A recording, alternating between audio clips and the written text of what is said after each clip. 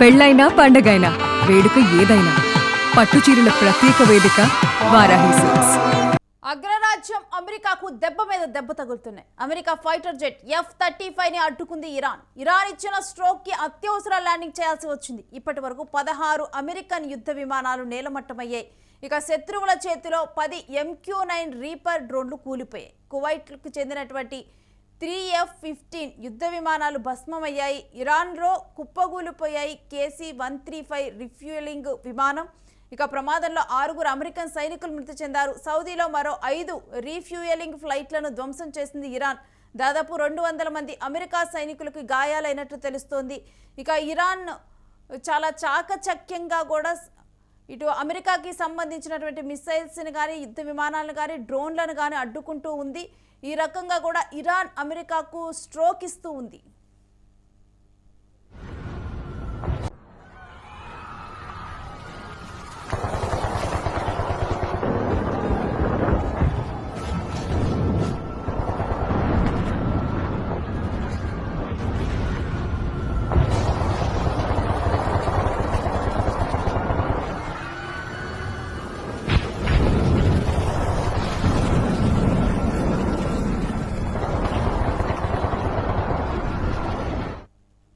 ఇక ఈ అంశానికి సంబంధించి మా ప్రతినిధి వెంకట్తో మాట్లాడి తెలుసుకుందాం మరిన్ని అప్డేట్స్ని.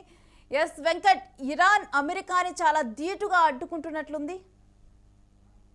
అంటే యుద్ధం మొదలైనప్పటి నుంచి కూడా ఇరాన్ తక్కువ అంచనా వేసింది. ముఖ్యంగా ఇజ్రాయెల్ కంటే కూడా అమెరికా తక్కువ అంచనా వేసింది. అంటే ఇజ్రాయెల్ ఇచ్చినటువంటి సమాచారం, అదేవిధంగా తనకున్నటువంటి ఈ చుట్టూ ఉన్నటువంటి గల్ఫ్ దేశాల సమాచారం ఇవన్నీ కూడా చూసుకుని కొంత ఇరాన్ అంటే ఏదో ఇరాన్ బెదిరించేటువంటి బెదిరింపులు ఏవైతే ఉన్నాయో ఇవన్నీ కూడా ఏదో తాటాకు చప్పుళ్ళ మాదిరిగా లెక్కేసుకుని యుద్ధానికి దిగటం జరిగింది. దిగిన తర్వాత నుంచి కూడా అంటే ఇరాన్ ఇస్తున్నటువంటి అంటే చర్యకు ప్రతిచర్య ఉంటుంది అన్నట్టు ఫిజిక్స్ లో చెప్పుకున్నట్టు ఇక్కడ కూడా చర్యకు ప్రతిచర్య తీవ్రంగా ఉంది.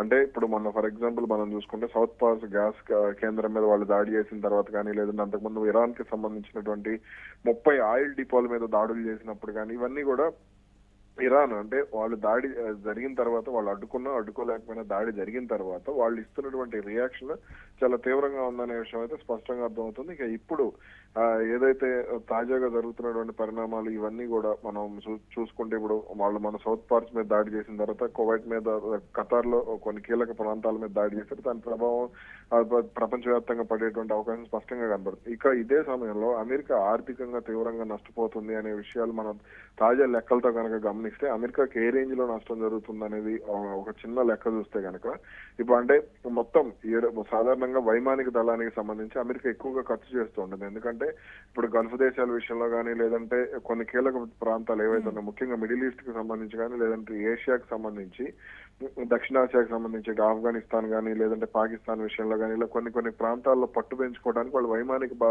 బలం మీదనే ఎక్కువగా దృష్టి పెడుతూ ఉంటారు. అందుకనే దాదాపుగా మొత్తం అమెరికా వైమానిక దళానికి భారీ ఎత్తున ఏటా $1 బిలియన్ ఖర్చు చేస్తున్నారు. అదేవిధంగా కొంత అంటే పాత విమానాలను కూడా మళ్ళీ అంటే ఈ గల్ఫ్ దేశాల మీద నిఘా పెంచడానికో, లేదంటే ఇటు ఆఫ్ఘనిస్తాన్ కానీ, ఇటు సిరియా కానీ, లేదంటే ఇరాక్ ఈ ప్రాంతాలకు సంబంధించి కొత్త విమానాల కోసం అంటే కొరత ఉండటంతో వాటికి కూడా కొంత 20% పైకి ఖర్చు ఎక్కువగా చేస్తుంది. అయితే ఇప్పుడు ముఖ్యంగా వాళ్ళకి సంబంధించి F-35 ఏదైతే ఉందో దీనికి సంబంధించి కొంత సాంకేతిక సమస్యలు ఇవన్నీ కూడా ఎక్కువగా ఉన్నాయి. ఇప్పుడు ఆ సాంకేతిక సమస్యల ప్రభావమే ఇరాన్ లో గట్టిగా పడింది అనేది అయితే మనం స్పష్టంగా చెప్పుకోవచ్చు. అంటే యుద్ధ విమానాలు ముఖ్యంగా అమెరికాకు చెందినటువంటి యుద్ధ విమానాలు, అదేవిధంగా అటు కువైట్ చేసినటువంటి కొన్ని తప్పుల వల్ల కూడా కొంత ఇక్కడ తీవ్ర స్థాయిలో అమెరికా నష్టపోయినటువంటి పరిస్థితి ఉంది. కువైట్ చేసినటువంటి తప్పుల కారణంగా F-15E స్ట్రైక్ ఈగల్ యుద్ధ విమానాలు కూలిపోవడం జరిగింది. వీటి విలువ దాదాపుగా $282 మిలియన్ వరకు ఉంటుందని అంచనా వేశారు. అదేవిధంగా డ్రోన్లు ఇరాన్ ఘర్షణల నేపథ్యంలో ఇప్పటి వరకు కనీసం అమెరికాకు చెందినటువంటి 16 విమానాలు నాశనం కాగా అందులో 10 MQ-9 రీపర్ డ్రోన్లు ఇరాన్ దాడుల్లో కూలిపోయినటువంటి పరిస్థితి ఉంది. అదేవిధంగా రాడార్ వ్యవస్థలు ముఖ్యంగా ఖతార్ లోని అల్ ఉదైద్ బేస్ మీద జరిగినటువంటి దాడిలో $1.1 బిలియన్ విలువైనటువంటి FPS 132 ఎర్లీ వార్నింగ్ రాడార్ వ్యవస్థ కూడా దెబ్బతింది. అదేవిధంగా మరికొన్ని ప్రాంతాల మీద కూడా ఈ దాడులు జరిగినాయి. అదే విధంగా చూసుకుంటే రోజువారీ ఖర్చు ఈ యుద్ధ విమానాల విషయంలో కానీ ఏదన్నా చూసుకుంటే ఇప్పటి వరకు ఆపరేషన్ ఎపిక్ ఫ్యూరీ మొదలైన దగ్గర నుంచి కూడా మొదటి 100 గంటల్లోనే దాదాపుగా $37 మిలియన్ ఇరాన్ దాడుల వల్ల ప్రతిరోజు ఖర్చు చేస్తున్నటువంటి అంచనా. అయితే ఇప్పటి వరకు దాదాపుగా $6 బిలియన్ అమెరికా ఖర్చు పెట్టింది. మొదటి 10 రోజుల్లోనే నష్టాలు కానీ ఇవన్నీ కానీ చూసుకుంటే $10.35 బిలియన్ పైగా అమెరికా నష్టపోయినటువంటి పరిస్థితి ఉంది. అదేవిధంగా అటు అమెరికా వెళ్ళేటువంటి దుబాయ్ నుంచి అమెరికా వెళ్ళేటువంటి విమానాల మీద ఇరాన్ నిఘా పెట్టింది. వాటి మీద కూడా క్షిపణి దాడులు చేసేటువంటి అవకాశం ఉంది అనేటువంటి ప్రచారం నేపథ్యంలో కొంత దాదాపుగా అమెరికా వెళ్లాల్సినటువంటి 700 కంటే ఎక్కువ అంతర్జాతీయ విమానాలు రద్దయినటువంటి పరిస్థితి ఉంది. కాబట్టి ఇక్కడ అంటే అలాగే ఈ స్టెల్త్ బాంబర్లు కానీ లేదంటే క్షిపణులు కానీ వీటన్నిటి వల్ల కూడా కొంత అమెరికా ఇబ్బంది పడుతుందని చెప్పుకోవచ్చు. ముఖ్యంగా ఇరాన్ వాడుతున్నటువంటి డ్రోన్ల వల్ల అమెరికా వైమానిక రక్షణ వ్యవస్థ ఏదైతే ఉందో థాడ్ కానీ లేదంటే మరికొన్ని కీలక రక్షణ వ్యవస్థలు పేట్రియాటిక్ మిసైల్స్ కానీ ఇవన్నీ కూడా భారీ ఎత్తున కరిగిపోతున్నటువంటి పరిస్థితి ఉంది నిల్వలకు సంబంధించి చూసుకుంటే.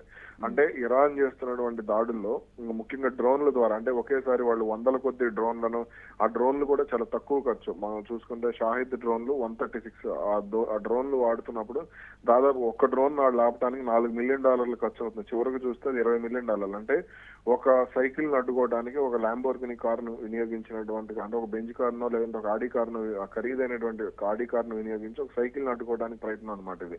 కాబట్టి యుద్ధం కారణంగా ఇజ్రాయెల్ కి జరిగిన నష్టం కంటే కూడా అమెరికానే ఎక్కువగా నష్టపోయింది. ఇప్పటి వరకు $23 బిలియన్ పైగా ఖర్చు కానీ నష్టాలు కానీ ఉన్నట్టు. అదేవిధంగా ఇప్పుడు ఖతార్ మీద జరిగినటువంటి LNG ఏదైతే లాస్ రఫాన్ దీని మీద దాడి జరిగిందో దానికి సంబంధించి కూడా భారీ ఎత్తున నష్టం ఉండేటువంటి అవకాశం ఉంది. ఏటా దాదాపుగా $2 లక్షల వరకు ఖతార్ నష్టపోయేటువంటి అవకాశాలు ఉన్నాయి. Right Venkat, stay with us. మీ దగ్గర నుంచి మరిన్ని అప్డేట్స్ తీసుకుంటాం. ఇక ఇరాన్ ధీటుగా అమెరికాకి సంబంధించినటువంటి మిసైల్స్ని కానీ వీటన్నిటినీ కూడా అడ్డుకుంటూ ఉంది. ఎక్కడికక్కడ కూడా అమెరికా చాలా తక్కువ అంచనా వేసింది, ఇరాన్ని తక్కువ అంచనా వేసి యుద్ధంలోకి దిగినట్లుగా కూడా ఇప్పుడు నిపుణులు చెప్తూ ఉన్నారు.